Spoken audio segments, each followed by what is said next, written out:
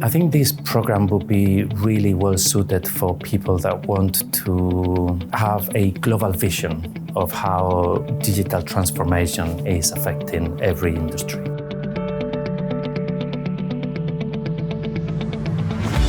I am the Global Director for Digital Health Solutions in a medium-sized pharma called Eisai. But I started as a medical doctor. I did medical school in Barcelona and then moved to the UK, where I spent 20 years, qualified as a psychiatrist and got a super specialization in forensic psychiatry. So I worked in a medium secure unit with mentally ill offenders for about 7 years before moving into pharma in 2016.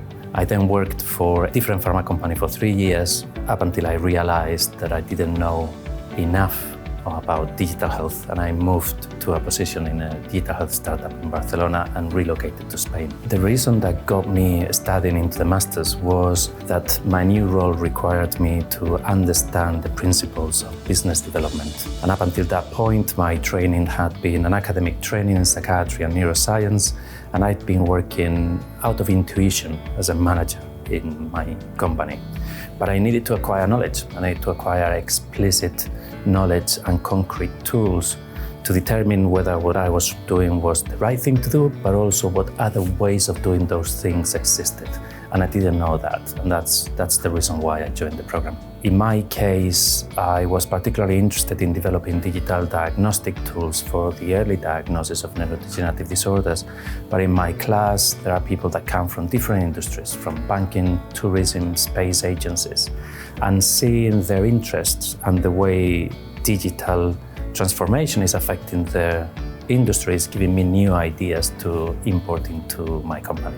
The way to balance is by asking people for help. Your family, your friends, your relatives will help out in some of the things that you used to do that you can no longer do. And the same thing at work. If you make them aware of your new commitment and how this commitment will benefit the company in the long term, you will find that there are mechanisms that are kicked off to support you as you go through. So in terms of diversity in the classroom, our classroom is pretty diverse. We have people that come from every part of the world. We have people that come from the Middle East, from Eastern Europe. We have people that come from the US, South America. There's a bunch of us from Spain, and one of our classmates comes from South Africa. The program has impacted my networking, making it wider and deeper. I never had any interaction with people outside from medicine or academia. And now my colleagues work in space agencies, in banking, in the tourism industry, in the gaming industry. And it's not only the fact that I know this industry through them, is that I'm also getting to know them a lot better because of the length of time that we spend together. So it's providing me with that sort of wider range of experiences, but also deeper connection with each one of them. The key learning from the program, it comes down to reflecting on something that Nelson Mandela said, which is everything seems impossible until it is done.